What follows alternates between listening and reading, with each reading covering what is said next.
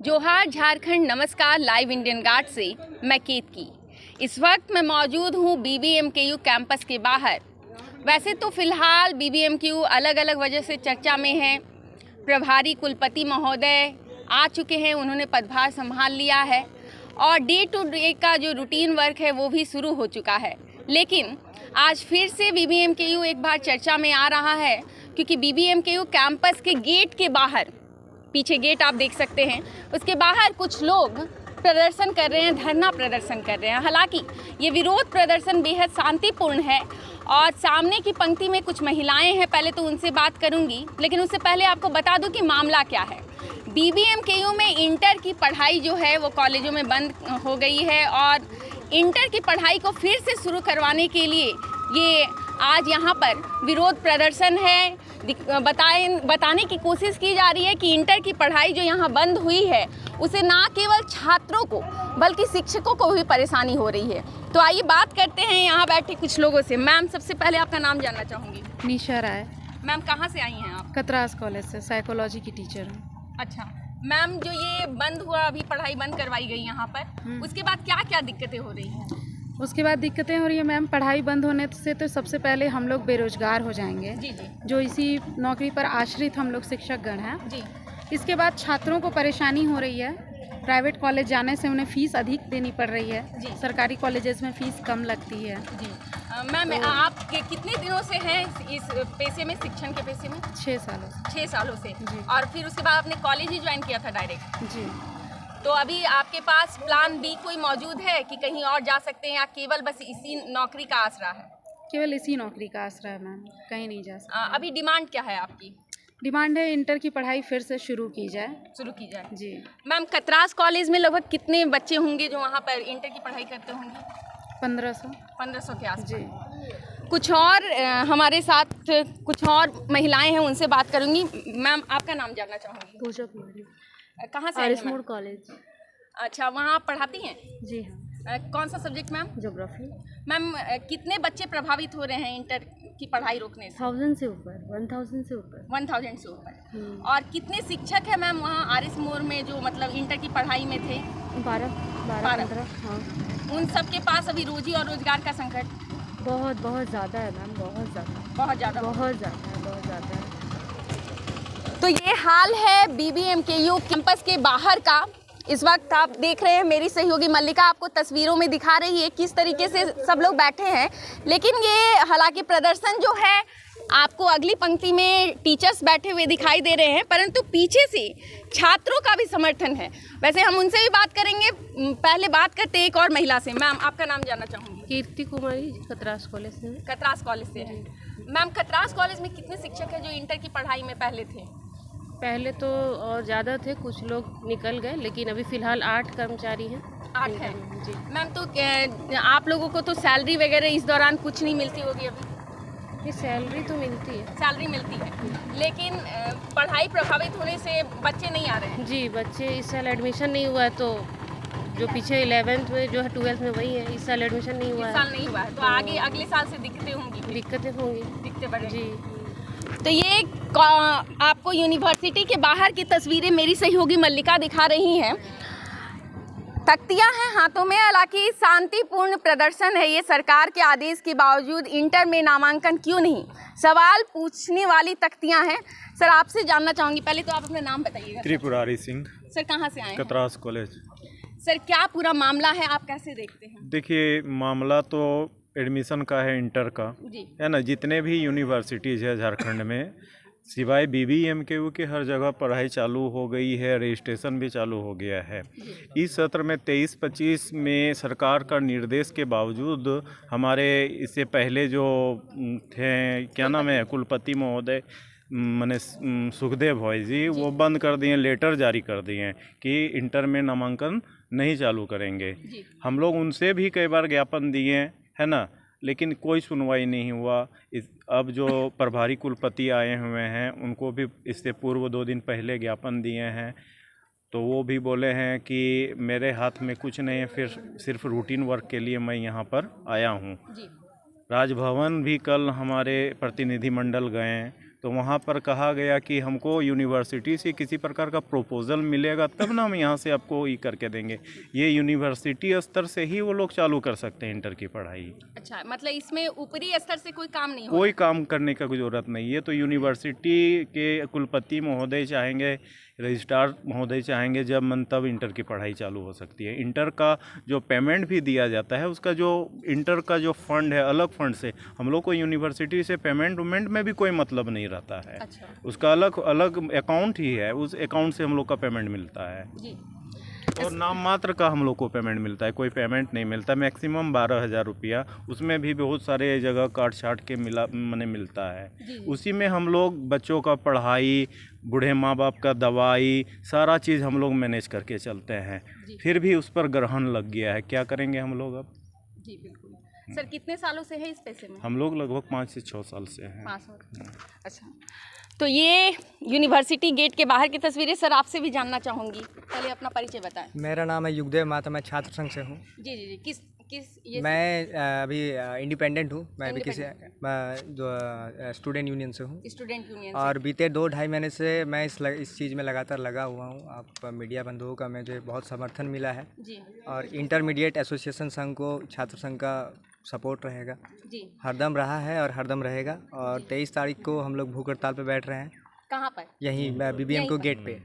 तो ये जो अभी आप लोगों का ज्वाइंट मुझे दिख रहा है, टीचर्स भी आ गए हैं एक साथ और छात्र संगठन तो हैं ही, तो ये दोनों को साथ आने की ज़रूरत कब महसूस हुई? देखिए, ये मुद्दा सही मुद्दा है जी। और जब सही मुद्दा है तो लोगों को एक होना चाहिए। जी। जैसे भ्रष्टाचार के खिलाफ अन्ना हजारे का मुद्दा था तो पूरा भारत एक हुआ था, तो ये मुद्दा भी इंटर एसोसिएशन के संघ का एकदम बहुत जेन्युइन मुद्दा है। अगर इन लोग का नौकरी छिन जाएगा तो ये लोग कहाँ जाएंगे, जबकि सरकार आदेश दिया है कि इसको कंटिन्यू रखना है। अगर एनईपी प्रॉपरली आपको इम्प्लीमेंट करना है तो पहले आपको व्यवस्था देना पड़ेगा। अगर इनको व्यवस्था दे के समायोजन करके आप अगर व्यवस्थित करते हैं तो आप करिए, फिर आप इसको हटाइए। आप व्यवस्था दिए ही नहीं, आप पहले इसको हटा दिए हैं। जी जी जी। अगर आप आंकड़ा बता पाएँ हमें कि लगभग कितने बच्चे हैं जो अभी बीबीएमकेयू से पहले इंटर कर रहे थे और कितने शिक्षक हैं जो इस पढ़ाई में इन्वॉल्व? बोकारो और धनबाद मिला के लगभग हमें 15,000 प्लस स्टूडेंट्स इसमें प्रभावित हुए हैं और 100 से ज़्यादा टीचर्स इसमें प्रभावित हो रहे हैं। तो सबसे ज़्यादा प्रॉब्लम है कि इसमें सारे ग्रामीण लोगों के, ग्रामीण परिवेश से आने वाले स्टूडेंट्स हैं। जी जी जी। तो अगर उन लोग को अगर शिक्षा नहीं मिलेगा तो फिर ये लोग जाएंगे कहाँ पे? सारे तो प्राइवेट स्कूल्स या फिर यूनिवर्सिटीज़ में तो नहीं जा सकते ना। जी बिल्कुल। जो है अपना है सरकारी यूनिवर्सिटीज़ में कम पैसों में अपना पढ़ाई पूर्ण कर सकते हैं। जी सर, आपसे एक बात और जानना चाहूँगी, जैसे मैम ने भी बताया कि जो 11वीं में पढ़ रहे थे वो 12वीं में चले गए, तो अभी बच्चे हैं क्लासरूम में, लेकिन अगर ये बंद ऐसे ही जारी रहता है, पढ़ाई नहीं अगर आगे एडमिशन यदि इस सत्र में नहीं हो पाया तो वो बच्चे तो फरवरी मार्च में परीक्षा दे देंगे, उसके बाद तो हम लोग बेकार हो जाएंगे। तो फिर मतलब यूनिवर्सिटी आपको हटा भी सकती है उन मामलों में, या आप लोग परमानेंट एम्प्लॉयज हैं? नहीं, वो तो हम लोग परमानेंट नहीं है। परमानेंट नहीं ना।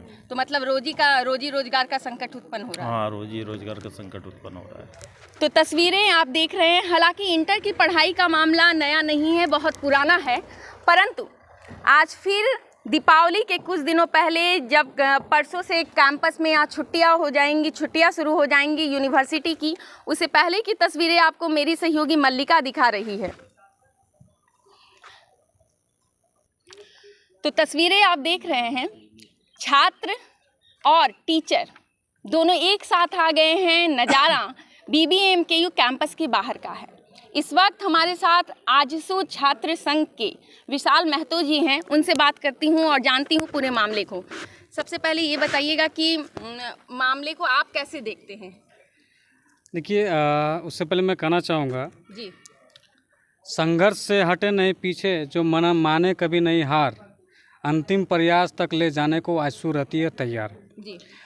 आजसू छात्र संघ छात्र हित के तमाम मामलों को अंतिम प्रयास तक ले जाने के प्रयास करती है। उसी के ई में हम लोग का जो 7 सूत्री को लेकर जो हम लोग लगातार प्रयास कर रहे थे, आंदोलन कर रहे थे, जो अब तक की पूरा नहीं हो पाया, उस 7 सूत्री मांगों में प्रमुखता से हम लोग का इंटर की पढ़ाई की मांग जारी रखने की ये मांग भी थी। और आज इंटरमीडिएट शिक्षक संघ एवं कर्मचारी जो संघ हैं, उन लोगों का आज धरना था। तो इस धरने में हम लोग आजसू छात्र संघ के बतौर हम लोग समर्थन के रूप में उतरे हैं। साथ ही साथ आगामी 23 नवंबर को जो तिथि है, आजसू छात्र संघ अपने विभिन्न मामलों को लेकर जो अब तक पूरा नहीं है उसको लेकर भूख हड़ताल की घोषणा कर चुकी है। आपके मंच से भी घोषणा करते हैं। और उसी दिन अंगीभूत महाविद्यालय इंटरमीडिएट शिक्षक संघ का भी 23 नवंबर को भूख हड़ताल की घोषणा ये लोग कर चुके हैं। और कल ही लोग राजभवन गए थे और राजभवन में लोग लिखित तौर पर इसकी सूचना दे चुके हैं कि हम लोग भूख हड़ताल में करेंगे। तो चूँकि तिथि एक होने के कारण हम लोग संयुक्त रूप से आजसू छात्र संघ और इंटरमीडिएट शिक्षक संघ हमारे बीबीएम के मुख्यालय परिसर में भूख हड़ताल हम लोग बैठेंगे। जी, एक बात बताइएगा, इस मामले को कब से आजसू ने लिया है अपने हाथों में कि नहीं इंटर की पढ़ाई चालू करवानी है? देखिए, शुरुआत से जब ये इंटरमीडिएट की पढ़ाई जब सरकार के द्वारा इस पर रोक लगाई गई थी, जब सभी विश्वविद्यालयों में बंद की हुई थी, तब हम लोग इस चीज़ को हम लोग अपने स्तर से मतलब उसको सर्च किए, मतलब जानकारी लिए कि ये बंद किया गया, ये सेंट्रल लेवल से बंद किया हुआ है, क्योंकि ये विश्वविद्यालय का मामला नहीं है।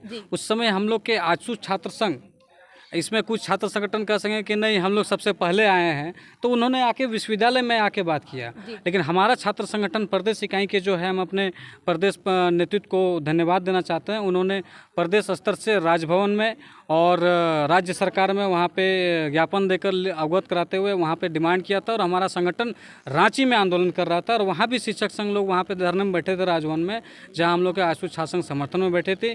उसके साथ ही जब वहाँ से HRD किससे जब लेटर जारी हुआ कि इस सत्र से आप लोग चालू कर सकते हैं, तब सभी महाविद्यालयों में, राज्य के सभी विश्वविद्यालय अंतर्गत जितने महाविद्यालय सभी जगह चालू कर दिया, सिर्फ हमारे विश्वविद्यालय में इसको बंद कर दिया।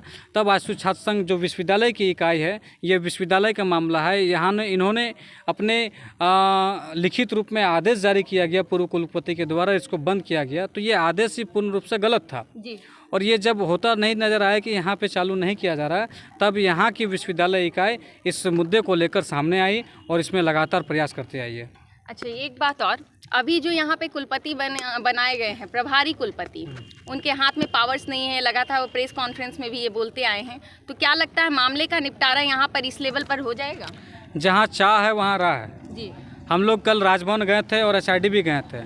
वहाँ से हम लोग विभिन्न अधिकारियों से हम लोग बात की और बात करने से हम लोग को समझ में आया कि ये जो इंटरमीडिएट का मामला है, इंटरमीडिएट का मामला ना तो विश्वविद्यालय का है और ना ही राजभवन का है। इसमें उनका कोई हस्तक्षेप है ही नहीं। ये सीधा तौर पर जैक का मामला है और कॉलेज का मामला है। जैक सीधे कॉलेज से संवाद करती है और कॉलेज सीधे तौर पर उसको एफिलिएशन लेकर पढ़ाई करती है। ये जो इंटरमीडिएट के छात्र हैं, ये विश्वविद्यालय के अधीन नहीं है, स्वतंत्र होते हैं। कोई भी महाविद्यालय इंटरमीडिएट की पढ़ाई को लेने और ना लेने की बात, अगर उसमें पढ़ाई लेने के लायक वो व्यवस्था नहीं होगी तो उसको बंद करने का जो अधिकार है वो जैक को है।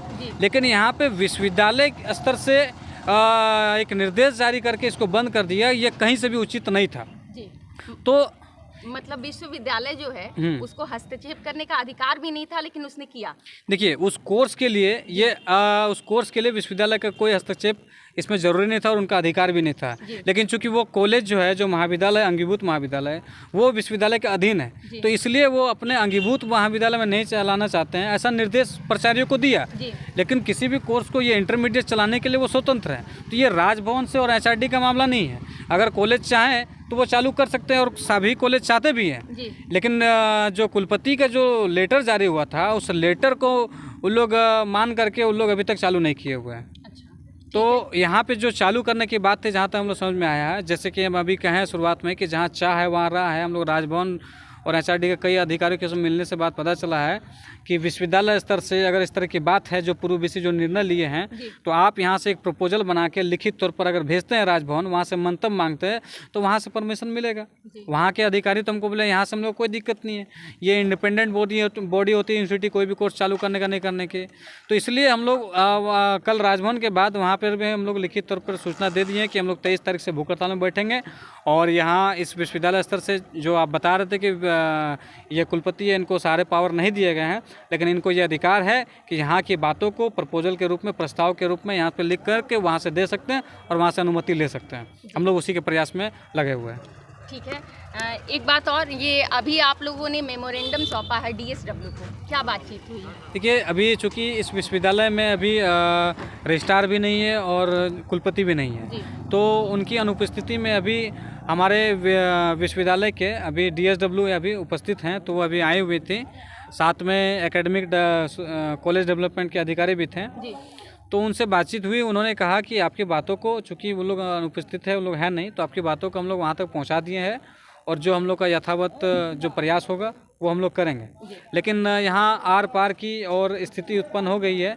इस तरह के आश्वासन बहुत मिले और ज्ञापन दे के इंटरमीडिएट जो शिक्षक संघ हैं, एक से माने जितने जनप्रतिनिधि इन लोग के संपर्क में आए, सभी जनप्रतिनिधि, सभी मंत्री, जितने तरह का प्रयास हो सकता था, सभी ने, इन लोगों ने इतने आवेदन दिए कि आवेदन का पर्चा भरते भरते झोला भारी हो गया है, लेकिन अभी तक काम नहीं हो पाया। इसलिए मजबूरन शिक्षकों को आज यहाँ धरना पर बैठना पड़ रहा है और उसके समर्थन में हम लोग हैं। और मजबूरन चूँकि इंटरमीडिएट का पंजीयन भी स्टार्ट हो गया, प्रारंभ हो गया है, अगर अभी कुछ दिनों में अगर कुछ निर्णय नहीं हो पाता है तो इन लोग का बेरोजगार होने से कोई नहीं रोक सकता है। इसलिए ऐसे भी बेरोजगार होकर भूखमरी का हम लोग को सामना करना ही पड़ेगा, तो उससे बेटर धरना देके हम लोग भूखमरी, यहीं पे हम लोग भूख मरेंगे, हम लोग भूखमरी का हड़ताल करेंगे। जी।